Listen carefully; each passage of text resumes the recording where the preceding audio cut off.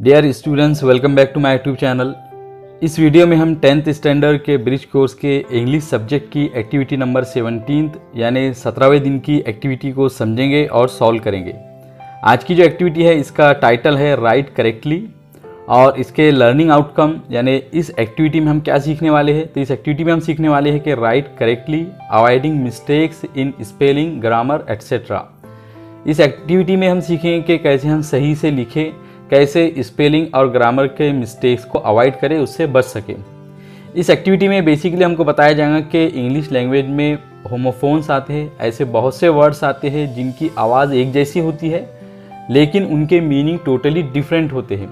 तो कैसे ऐसे वर्ड्स को हम अपने सेंटेंसेस में करेक्ट स्पेलिंग के साथ में यूज़ करें। आज के लेसन की पहली एक्टिविटी है लर्निंग एक्टिविटी और इसमें हमको इंस्ट्रक्शन दिया गया है कि रीड द अबोव और below points carefully, choose the correct alternative and rewrite them. Help Satish to organise his points neatly.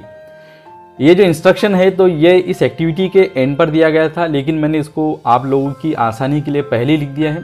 और इसमें कहा गया है कि ऊपर दिए गए यानी जो नीचे आने वाले पॉइंट्स है या आगे आने वाले जो पॉइंट्स है तो उसको केयरफुल होकर और गौर से पढ़िए और सही अल्टरनेटिव को चुनिए। यानी आपके सामने एक सेंटेंस है और हर सेंटेंस में दो अल्टरनेटिव दिए गए हैं, दो होमोफोन्स दिए गए, दो ऐसे वर्ड्स दिए गए जिनकी साउंड, जिनकी आवाज़ बिल्कुल एक जैसी होती है, लेकिन वर्ड को आपको ऐसा चुनना है जो कि उस सेंटेंस में फिट हो सके। Help Satish to organise his points neatly, और सतीश नाम के लड़की की जो नीचे कन्वर्सेशन आ रही है, जो डायलॉग आ रहा है, तो उसको उसके पॉइंट्स नीटली, सही और क्लियर अंदाज में ऑर्गेनाइज करने में मदद कीजिए। तो इस एक्टिविटी से पहले हमको एक थोड़ा सा बैकग्राउंड दिया जा रहा है कि Satish is learning in 10th standard, के सतीश 10वीं क्लास में पढ़ता है। He has to attend the online meetings, उसे ऑनलाइन मीटिंग्स अटेंड करनी पड़ती है। One day he couldn't attend the meeting due to network issues, एक दिन वो मीटिंग को अटेंड नहीं कर सका नेटवर्क की प्रॉब्लम की वजह से। He called his friend Akbar to know about the meeting and wrote some points, तो उसने अपने फ्रेंड अकबर को कॉल किया ताकि वो मीटिंग के बारे में जान सके और कुछ पॉइंट्स नोट कर सके। These are the following points noted from the phone call, और ये पॉइंट्स थे जो कि उसने फ़ोन कॉल में नोट किए। अब आगे बहुत सारे पॉइंट्स आने वाले हैं और उन पॉइंट्स में हमको देखना है कि जो सेंटेंस है तो उसके हिसाब से सही वर्ड कौन सा होगा। अब यहाँ पे जो पॉइंट्स दिए गए हैं तो पहला पॉइंट है कि you know the meeting was interesting, तुम जानते हो कि मीटिंग इंटरेस्टिंग थी। तो ब्रैकेट्स में आप देख रहे हैं कि दो नो वर्ड लिखे हुए हैं, एक NO है और एक KNOW है।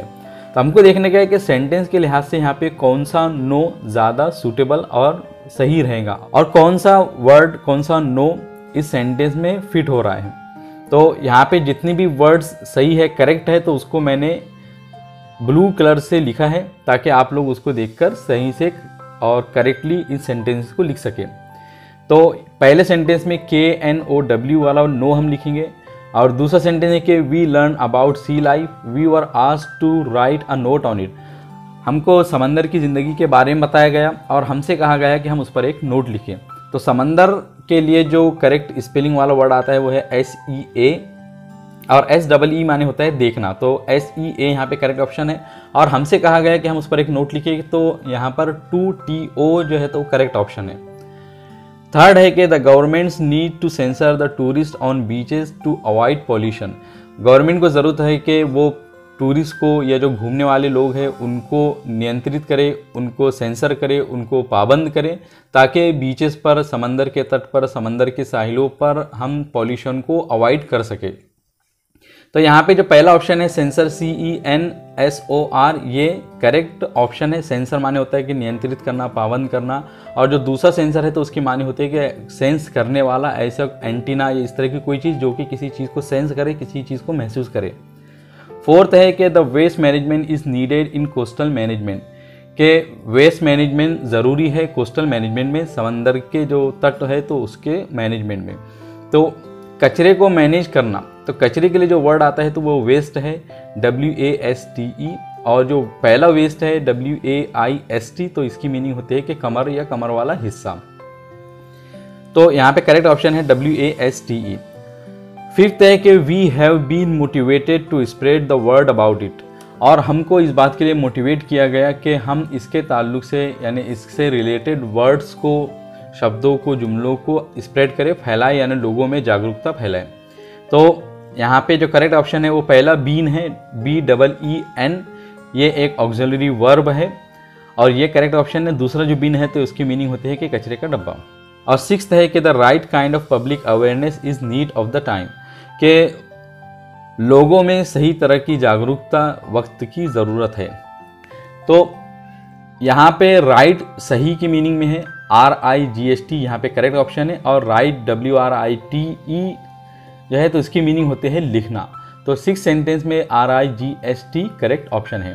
और 7th है कि the whole meeting was about outbreaking of global warming, ये पूरी मीटिंग ही ग्लोबल वार्मिंग के फूट पड़ने के बारे में थी। और पूरा या पूरी जो वर्ड है तो उसके लिए इंग्लिश में जो वर्ड आता है वो है WHOLE, और होल HOLE इसकी मीनिंग होती है छेद या सुराख।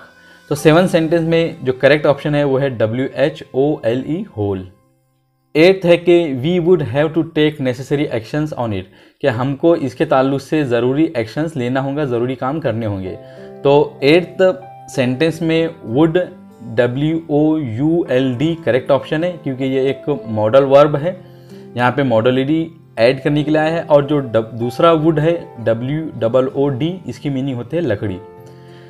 9th है कि there are many articles available online, के ऑनलाइन बहुत सारे आर्टिकल्स अवेलेबल है। तो यहाँ पे जो करेक्ट ऑप्शन है 9 सेंटेंस में वो है देयर, THERE। और 10th सेंटेंस है कि we made the detail discussion on it, कि हमने इस पर डिटेल डिस्कशन की। तो मेड यहाँ पे जो करेक्ट ऑप्शन है वो है MEDE। 10 सेंटेंस में करेक्ट ऑप्शन है MEDE। और जो पहला मेड वर्ड है MAID, यहाँ पे रॉन्ग ऑप्शन है, इसकी मीनिंग होते हैं नौकरानी के। तो इस तरह हमने इन तमाम सेंटेंस में देखा कि हर सेंटेंस में ब्रैकेट में 2 होमोफोन्स दिए गए थे, 2 ऐसे वर्ड्स दिए गए थे जिनकी आवाज़, जिनके साउंड बिल्कुल एक जैसा है, लेकिन हमको ये देखना था कि सेंटेंस के लिहाज से, सेंटेंस के अकॉर्डिंग कौन सा यहाँ पे वर्ड फिट होगा और उसको हमें चुनना था। तो आपने देखा कि इंग्लिश लैंग्वेज में बहुत सारे इस तरह के होमोफोन्स आते हैं, तो आपको उस जब सेंटेंसेस लिखना होगा तो उनकी करेक्ट स्पेलिंग लिखनी होगी। आपको ये ध्यान देना होगा कि आप कौन सा वर्ड लिख रहे हैं, और यही इस एक्टिविटी में सिखाया जा रहा है। इस लेसन की जो दूसरी एक्टिविटी है वो है सॉल्व एक्टिविटी या डेमो। इस एक्टिविटी में हमें अभी जो आए हुए सेंटेंसेस थे तो उसके 2 सेंटेंसेस हमको सॉल्व करके दिए जा रहे हैं। और पहला सेंटेंस है कि you know the meeting was interesting, तुमको मालूम है कि मीटिंग इंटरेस्टिंग थी। तो पहले सेंटेंस में हमने देखा कि हमने KNOW वर्ड को सिलेक्ट किया था क्योंकि ये करेक्ट ऑप्शन था, और यहाँ पे यही बात बताई जा रही है हमको। और सेकंड है कि we learn about sea life, we were asked to write a note on it, कि हमको समंदर की ज़िंदगी के बारे में बताया गया, समुद्री लाइफ के बारे में बताया गया, और हमसे कहा गया है कि हम उस पर एक नोट लिखें। तो सेकंड सेंटेंस में जो करेक्ट ऑप्शन था वो है CSEA, और जो दूसरा करेक्ट ऑप्शन था वो है 2TO। तो इस एक्टिविटी में हमको पीछे आए हुए जो सेंटेंसेस हैं तो उन्हीं में से 2 सेंटेंसेस को करेक्टली लिखकर हमको बताया गया है।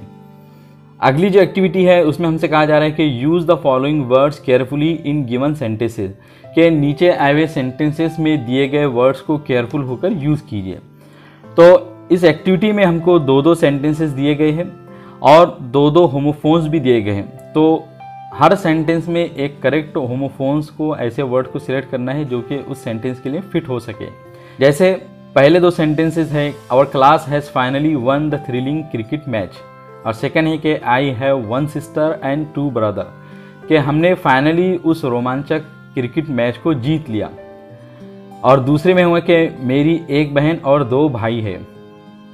तो इसमें हमको बताना है कि जीतने के लिए 1 कौन सा वर्ड आता है और 1 के लिए 1 कौन सा वर्ड आता है या किस स्पेलिंग के साथ में आता है। तो इस एक्टिविटी में जितने भी सेंटेंसेस आ रहे हैं तो पहले मैं आप लोगों को उसके सिर्फ क्वेश्चन बताऊंगा, आप चाहे तो इनको खुद से सॉल्व करने की कोशिश कीजिए, बाद में मैं उसके आंसर्स भी आप लोगों को बता दूंगा। तो पहला जो सेंटेंस है उसमें WON आना चाहिए, और जो दूसरा सेंटेंस है तो उसमें ONE आना चाहिए। तो 1 के माने होते हैं WON की मीनिंग होती है जीतना, और ONE के माने होते हैं 1। अगले दो सेंटेंसेस है it has 4 legs and a tail, और सेकंड है कि is a tale type of story. के पहले सेंटेंस की मीनिंग है कि उसके 4 पैर और एक दुम है, और दूसरे सेंटेंस की मीनिंग है कि क्या टेल एक कहानी की किस्म होती है, कहानी की टाइप होती है। तो आपको ये बताना है कि टेल दुम के मीनिंग में जो आते हैं तो उसके स्पेलिंग क्या होती है, और टेल कहानी की जो मीनिंग होती है तो उसके स्पेलिंग क्या होते हैं। तो यहाँ पे आंसर मैंने लिखा है कि it has 4 legs and a tail. तो पहले जो सेंटेंस में TAIL आना चाहिए, और जो दूसरा सेंटेंस है तो उसमें TALE आना चाहिए। तो TAIL की मीनिंग होते हैं दुम, और TALE की मीनिंग होते हैं कहानी। नेक्स्ट सेंटेंस है कि we can enjoy cheaper purchase if there is a sale in that shop, और सेकंड है कि हु सेल द शिप्स। के पहले सेंटेंस की मीनिंग है कि हम चीपर सस्ती खरीदारी को एंजॉय कर सकते हैं अगर उस दुकान में कोई सेल हो, और सेकंड है कि जहाज़ों को कौन सेल करता है, कौन चलाता है। तो हमको इन सेंटेंस में बताना है कि सेल जो दुकान में होता है, डिस्काउंट जो होता है, तो उसके लिए जो सेल वर्ड आता है तो उसकी स्पेलिंग क्या है, और सेल माने जहाज़ चलाना तो उसके लिए कौन सा वर्ड आता है, उसकी करेक्ट स्पेलिंग क्या होती है। तो आंसर में आप लोग देख रहे हैं कि सेल यानी जो दुकान में सेल होता है तो उसकी स्पेलिंग होती है SALE, और जहाज़ चलाने के लिए जो सेल वर्ड आता है तो उसकी स्पेलिंग होती है SAIL। नेक्स्ट सेंटेंस है we meet our singing icon after performance, और सेकंड है कि Robin does not eat meat, कि हम अपने सिंगिंग आइकन से परफॉर्मेंस के बाद में मिले, और रॉबिन मीट नहीं खाता है, गोश्त नहीं खाता है। तो इस सेंटेंस में आपको बताना है कि मीट मिलने की मीनिंग में जो आते हैं तो उसकी करेक्ट स्पेलिंग क्या होती है, और मीट गोश्त की मीनिंग में जो आता है तो उसकी स्पेलिंग क्या होती है। तो आंसर में आप देख रहे हैं कि पहले सेंटेंस में MEET आना चाहिए, क्योंकि MEET की मीनिंग होते हैं मिलना, किसी से मुलाकात करना, और दूसरे सेंटेंस में MEAT आएगा, क्योंकि MEAT जो है तो वो गोश्त के मीनिंग में आता है। अगले सेंटेंसेस है Nandini has left her umbrella by door, और did you buy this umbrella. और इन सेंटेंस के मीनिंग है कि नंदिनी ने अपना अम्ब्रेला दरवाजे के पास में छोड़ा था, और दूसरे सेंटेंस की मीनिंग है कि क्या तुमने ये अम्ब्रेला खरीदा, क्या तुमने ये छतरी खरीदी। तो हमको ये बताना है कि बाई डोर दरवाजे के पास, तो पास के लिए बाई जो वर्ड आता है तो वो कौन सा है, और ख़रीदने के लिए, परचेस करने के लिए जो बाई वर्ड आता है तो वो कौन से स्पेलिंग के साथ में आता है। तो आंसर में हम देख रहे हैं कि बाई डोर BY, बाई माने होता है पास, किसी चीज़ के नज़दीक, और बाई BUY माने होते हैं किसी चीज़ को ख़रीदना, परचेस करना। तो पहले सेंटेंस में BY आना चाहिए, और सेकंड सेंटेंस में BUY आएगा। तो इस तरह हम इन सेंटेंसेस में भी हमने देखा कि इंग्लिश लैंग्वेज में बहुत सारे होमोफोन्स आते हैं, बहुत सारे ऐसे वर्ड्स आते हैं जिनके साउंड, जिनकी आवाज़ बिल्कुल एक जैसी होती है लेकिन उनके मीनिंग कम्प्लीटली डिफरेंट होते हैं। तो हमने यहाँ पे अलग अलग दो सेंटेंसेस के ज़रिए देखा कि कैसे हमको करेक्ट होमोफोन्स चुनना है, करेक्ट स्पेलिंग के साथ में वर्ड्स को सेंटेंसेस में यूज़ करना है। इस लेसन की आखिरी और लास्ट एक्टिविटी है extension activity, parallel activity, reinforcement. इसमें हमसे कहा जा रहा है कि match the following words properly, के नीचे आए हुए वर्ड्स को प्रॉपरली मैच कीजिए। तो ग्रुप ए में जो वर्ड्स है तो उसके होमोफोन्स ग्रुप बी में दिए गए, लेकिन उसकी जो सीक्वेंस है वो सही नहीं है।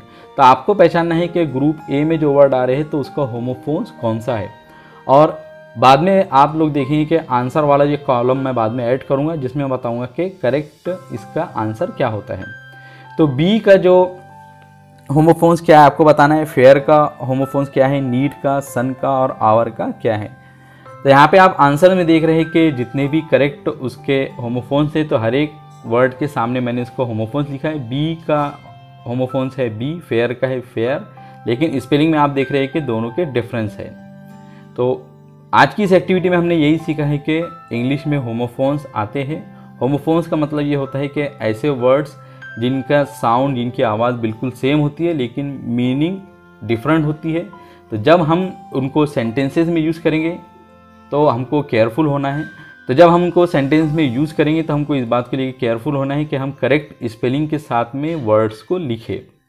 और आज की इस एक्टिविटी में हमको यही बताया गया है। तो मुझे उम्मीद है कि इस वीडियो की मदद से आप लोगों ने आज के लेसन में आई हुई जितनी भी एक्टिविटीज़ है तो उसको समझा होगा, और जितने भी क्वेश्चंस आए थे तो उसके आंसर्स भी लिखे होंगे। अगर फिर भी आप लोगों का कोई डाउट या क्वेश्चन हो तो कमेंट सेक्शन में ज़रूर पूछिए। वीडियो पसंद आया तो इसे ज़रूर लाइक कीजिए, अपने फ्रेंड्स और क्लासमेट्स के साथ में शेयर कीजिए, और इसी तरह की इन्फॉर्मेटिव और एजुकेशनल वीडियोज़ के लिए मेरे चैनल को ज़रूर सब्सक्राइब कीजिए। I will see you in my next video.